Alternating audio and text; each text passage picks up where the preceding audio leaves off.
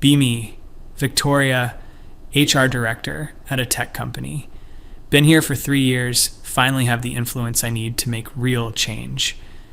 250 employees, mostly engineers, and I've been watching the same patterns play out over and over. Same people getting promoted, same people getting raises, same people getting recognition. Notice it's always the ones who spend the most time networking with leadership, the ones who are loudest in meetings, who take credit for team projects. Meanwhile, people who've been here for years, who quietly do their jobs, get passed over. It's not fair, it's not equitable, and I'm in a position to do something about it. Bring proposal to CEO Kenneth at our quarterly planning meeting. Spent weeks preparing my presentation, dating on retention issues, employee satisfaction scores. Kenneth, I've identified a core problem with our promotion and compensation structure. Show him the charts, point out how subjective performance reviews are. Explain how they favor people who are good at self-promotion over people who actually do good work. We need to move to a seniority-based system. It's the only objective measure we have. Kenneth looks skeptical, but he's always been supportive of HR initiatives. What about performance reviews? He asks. They're part of the problem, I explain patiently. They're inherently biased. Managers promote people they like, people who remind them of themselves. We eliminate the reviews, we promote based on time served, we create actual fairness. Kenneth rubs his chin, looks at the CFO, Diana, who just shrugs. It's certainly more objective, Diana says, and it would simplify compensation planning significantly. Feel victorious as Kenneth nods slowly. Let's pilot it for a year, see how it works. Pilot it. Cute, I think to myself. Once we implement this, the results will speak for themselves. Spend the next month drafting the new policy. Call it the Equitable Advancement Framework. No more annual reviews, no more subjective manager evaluations. Promotions based solely on tenure. Raises based on standardized cost of living adjustments. Everyone moves up at the same pace. No favoritism, no bias. Roll it out at the all-hands meeting in September. Stand at the podium, feel confident in my presentation. We're moving toward a more fair and equitable workplace. Talent is equally distributed, but opportunity has not been. This new framework ensures everyone advances based on their commitment to the company, measured by the time they've invested in being here. See some nodding heads, some confused faces. The engineering teams in the back look notably unenthusiastic. Whatever, they always resist change. After the meeting, my inbox starts filling up. First email is from Jake, one of the senior engineers. Victoria, I need to understand this correctly. My performance doesn't matter anymore? Write back, explaining that performance is subjective and often reflects bias. Everyone's performance matters, but we're measuring commitment differently now. Get similar emails from Rachel, from Kim, from about a dozen others. All the usual high performers, the ones who are benefiting from the old unfair system. Of course, they're upset. They're losing their unfair advantage. Second week of October, Jake submits his resignation. Says he's accepted a position at a competitor. Kenneth calls me into his office, looking concerned. Jake was one of our lead architects. He built half our core infrastructure. I know, I say calmly, but one person doesn't make or break a company. He was probably already looking anyway. This might be coincidental. Kenneth doesn't look convinced, but he accepts it. Start posting for Jake's replacement. The following week, Rachel resigns, then Kim, then 2 other engineers from the platform team. Kenneth calls an emergency meeting with me and the leadership team. Victoria, we have a serious problem. We've lost 5 senior engineers in 3 weeks. That's not a coincidence. That's a crisis. Stay calm. Explain that some turnover is normal. They're probably being recruited aggressively. It happens in tech. We'll hire replacements, and now we have an opportunity to bring in fresh talent. Diana from finance speaks up. The timing seems directly correlated with the policy change. Maybe we should consider pausing the new framework. Feel my jaw tighten. We can't just abandon equitable practices the moment they face resistance. Change is always uncomfortable for people who benefited from the old system. Kenneth looks tired. Set up exit interviews with everyone who's leaving. Find out what's really going on. Conduct the exit interview with Rachel myself. She's been with the company for 4 years. Solid engineer, always seemed reasonable. Rachel, help me understand your decision. She looks at me like I'm being deliberately obtuse. Victoria, I've spent 4 years building my skills, learning new technologies, taking on complex projects. I was being considered for a senior position. I've been working toward that. Now you're telling me that none of that matters. That someone who's been here longer but does the bare minimum gets promoted before me. Try to help her see the bigger picture. But don't you see how your advancement was based on subjective criteria? How it might have disadvantaged others who weren't as visible. Rachel shakes her head. My advancement was based on my skills and my work product. If someone else wanted to advance, they could develop their skills too. You've removed any incentive for excellence. She's not getting it. Still stuck in the meritocracy myth. Tell her I wish her the best in her future endeavors. November comes and the resignations continue. Lose 3 more engineers. Start to feel the pressure from Kenneth, from the board. Production deadlines are slipping. Projects are behind schedule. The remaining engineers are having to cover for the gaps. One of them, Tom, comes to my office directly. He's been with the company for 7 years.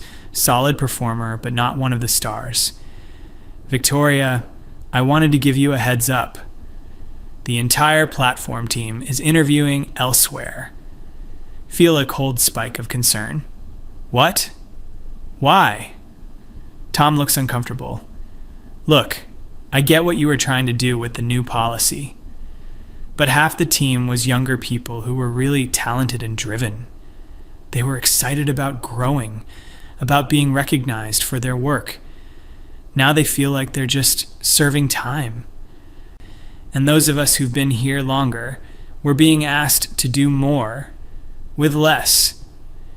Because we keep losing people and can't backfill with the same quality.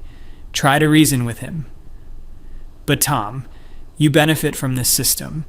You'll be promoted based on your loyalty to the company. He gives me a sad smile. I don't want a promotion I didn't earn. And I don't want to work at a company that drives away the best people. He resigns the next week. By mid-November, we've lost 14 engineers. Kenneth stops asking me to set up exit interviews, starts conducting them himself, begins calling emergency board meetings that I'm not invited to. Hear through the grapevine that the board is furious. 2 major client projects have been delayed. One client is threatening to pull their contract. The remaining engineers are burned out and demoralized. Try to hire replacements, but the recruiting process is a disaster. The good candidates all ask about career growth and advancement. When I explain our equitable, seniority-based system, they lose interest. So there's no opportunity for rapid advancement based on performance, they ask. Have to explain that rapid advancement is inherently unfair to others. We get a few offers accepted, but they're not the same caliber. People who couldn't get jobs at the top-tier companies. Kenneth starts coming to me with printouts of Glassdoor reviews. Former employees are writing about the policy change, warning other engineers not to join the company. No meritocracy. Your work doesn't matter. Only how long you sit in your chair. Ratings drop from 4.2 to 2.8 in a matter of weeks. December, the VP of Engineering, a guy named Owen, requests a meeting with Kenneth and me. Owen has been here for 8 years, helped build the company from 30 people to 250. We sit in the conference room. Kenneth looks like he hasn't slept. I've been offered a CTO position at another company. Owen says quietly, I wasn't looking. They approached me. I'm going to take it. Feel my stomach drop. Owen is well respected, stable, not one of the flashy self-promoters. exactly the kind of person the new system was supposed to reward. Owen, you have the most seniority in engineering, I point out. You're next in line for VP promotions under the new framework. He nods. I know, Victoria, and I appreciate what you were trying to do. But I can't stay at a company that's losing its technical edge. Half my team is gone, the people I was mentoring, the people who pushed me to be better. The ones who remain are either looking to leave or they've checked out mentally. I've spent 8 years building something I was proud of, and it's falling apart. Kenneth looks at Owen with something like desperation. What would it take to get you to stay? Owen glances at me, then back at Kenneth. Honestly, reverse the policy. Go back to merit-based advancement, and it might not be too late. But even then, we've lost some people we'll never get back. Feel defensive. So we should just abandon equity, go back to a system that rewards showboating and politics? Owen turns to me, and for the first time, he looks actually angry. Victoria, the old system wasn't perfect. I'll grant you that. But you threw out the baby with the bathwater. You assumed all performance evaluation was biased and subjective. Instead of fixing the review process, you eliminated the concept of performance mattering at all. That's not equity. That's just different unfairness. He stands up. I'll stay through January to transition, but that's it. After he leaves, Kenneth and I sit in silence. Finally, he speaks. Victoria, the board met yesterday. They want the policy reversed immediately. Feel a hot flash of anger. So, the moment there's pushback against equity, we just cave? This is exactly why systemic change is so hard. Kenneth puts his head in his hands. This isn't pushback against equity. This is a complete organizational failure. We've lost 20% of our engineering team in 3 months. We're behind on deliverables. We're losing clients. Our reputation is damaged. I supported your initiative, but the results speak for themselves. Spend the weekend thinking about how to salvage this. Send Kenneth a long email Sunday night. Propose a compromise, a hybrid system, something that preserves the equity goals. He responds Monday morning with just one line. The board has made its decision. We're reverting to the old system. Announce the reversal at the next all hands. Stand at the podium feeling like a failure. Explain that we're iterating on our approach to advancement, bringing back performance reviews but with enhanced training on bias reduction. See a few relieved faces in the crowd, but mostly just exhaustion. The damage is done. After the meeting, a woman named Sylvia approaches me. She's been with the company for 9 years, works in operations. Victoria, I just want you to know I appreciated what you tried to do. I've been here almost a decade and watched people half my tenure get promoted ahead of me. For a few weeks there, I felt like my loyalty actually mattered. Feel a lump in my throat. Thank you, Sylvia. That means a lot. She nods, but then continues. But I also have to tell you, it's been chaos trying to keep operations running. We lost so many people who knew the systems inside and out. The new hires don't have the same expertise, and I'm spending all my time training them. I'm not sure the recognition was worth the cost. She walks away, and I'm left standing there. Over the next few months, we managed to stabilize, hire some decent replacements, though not at the level of who we lost. A few of the people who resigned apparently tell their new companies the grass isn't greener, but none of them come back. Kenneth survives the board's displeasure, but our relationship is never the same. He stops asking my opinion on strategic initiatives, starts hiring a consulting firm for organizational development, brings me the findings in April. They recommend we restructure HR leadership to have someone with more tech industry experience. Understand immediately what he's saying. Start looking for new positions. In my interviews, I have to explain the gap between my vision and the outcome.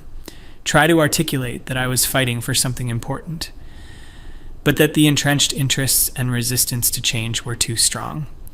The interviewers nod politely. Can see in their eyes they've already heard the real story. Tech is a small world, people talk. Finally land a position at a smaller company, a nonprofit. Less prestige, less pay. But they appreciate my commitment to equity. Last day at my job, clean out my office. Kenneth stops by, extends his hand. No hard feelings, Victoria. I know you meant well. Shake his hand, force a smile. I still think I was right about the principle. The execution just needed more time to work. He doesn't argue, just nods. Maybe so. Good luck with the new role. As I'm carrying my box to the car, see a couple of engineers in the parking lot. Younger guys who joined after the policy was reversed. They're laughing about something, looking energized. One of them is carrying a laptop covered in coding stickers. Overhear a snippet of their conversation. Just got promoted to senior dev. Feels great to have the work recognized. Get in my car and sit for a moment. Think about Rachel, about Jake, about Owen. Think about Sylvia and her 9 years of loyalty. Think about what fairness actually means. Wonder if maybe the problem was that I assumed everyone wanted the same things. That I was so sure I knew what equity looked like that I didn't consider what people actually valued. The engineers who left didn't want special treatment. They wanted their effort and skill to mean something. And the people who would have benefited from seniority didn't want advancement they felt they hadn't earned. Or they wanted it, but not at the cost of working with unmotivated colleagues. Start the car. Drive away for the last time. The whole drive home, keep thinking about one line from my exit interview with Rachel. You've removed any incentive for excellence. At the time, I thought she was being entitled. Thought she just wanted to preserve her unfair advantage. But maybe excellence was never the problem. Maybe the problem was assuming that recognizing excellence was inherently unfair, or that time served was a better proxy for value than actual contribution.